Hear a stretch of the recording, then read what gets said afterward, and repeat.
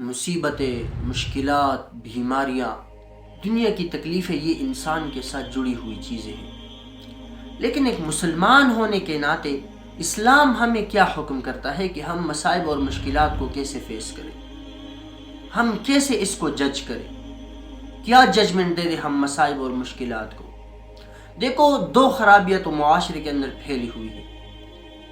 ایک بعض لوگ جب مصیبت کسی کو پہنچ جائے، کوئی فوتگی ہو جائے، کوئی بیماری آ جائے، تو لوگ اگر مگر کے الفاظ استعمال کرتے ہیں۔ اگر مگر خلاصتاً میں آپ کو یہ سمجھاؤں گا کہ مثلا کوئی فوتگی ہو جائے تو لوگ کہتے ہیں کہ فلاں ڈاکٹر کے پاس لے کر جاتا تو شاید بچ جاتا، فلاں ڈاکٹر کے پاس لے کر جاتا تو شاید بچ جاتا، اگر میں ایسا کرتا تو بچ جاتا، اگر میں گاڑی یوں کرتا تو ایکسیڈنٹ سے بچ جاتا۔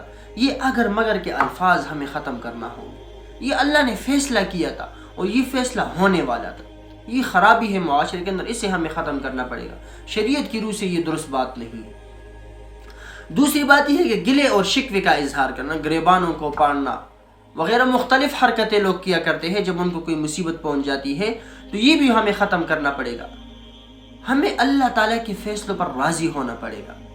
حضرت ابو درداء رضی اللہ تعالیٰ کی روایت ہے کہ آپ صلی اللہ علیہ وسلم نے فرمایا، اذا قضى اللہ امرا، جب اللہ جل شانہ کوئی فیصلہ فرماتے ہیں، احب، تو یہ بات بھی پسند فرماتے ہیں کہ ان یرضى بقضائه، کہ بندہ اس کے فیصلے پر راضی ہو جائے۔ اب اللہ تعالیٰ کے فیصلوں پر راضی ہونا کیا ہے؟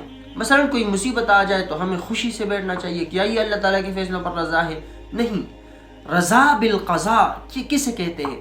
رضا بالقضاء کا مطلب یہ ہے کہ اللہ جل شانہ نے جو بھی فیصلہ کر رکھا ہے، چاہے بظاہر وہ مصیبت لگ رہی ہے، بظاہر وہ بیماری لگ رہی ہے، بظاہر کوئی تکلیف لگ رہی ہے، لیکن اس کے اندر خیر ہے۔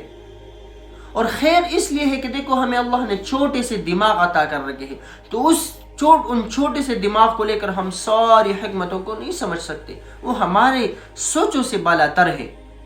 اب اللہ جل شانہ تو ایسی ذات ہے کہ وہ سارے کائنات کو چلانے والے ہیں، سارے کائنات کا نظام اس کے قبضے قدرت میں ہے، تو اللہ جل شانہ سارے کائنات کے نظام کو سوچ کر فیصلہ فرماتے ہیں اور اس کے اندر خیر ہوتا ہے۔ ایک مسلمان ہونے کے ناطے ایک مسلمان کے لیے ذہن کے اندر کم از کم یہ رکھنا پڑے گا کہ اللہ جل شانہ جو بھی فیصلہ فرماتے ہیں وہ بالکل برحق ہوتا ہے، خیر ہوتی ہے اس کے اندر، بندے کے لیے، مومن کے لیے۔ ایک یہ چیز، جب کوئی مصیبت آئے تو اللہ تعالیٰ کے فیصلے پر راضی ہونا۔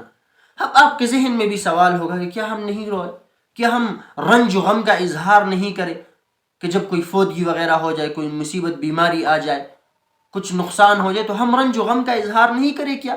بس اللہ تعالیٰ کے فیصلے پر راضی ہو جائے۔ تو میرے بھائی، ان دو چیزوں کے اندر فرق ہے۔ ایک ہے اللہ تعالیٰ کے فیصلے پر راضی ہونا۔ راضی ہونا میں نے آپ کو سمجھایا کہ جو کچھ اللہ نے کیا اس کے اندر خیر ہے۔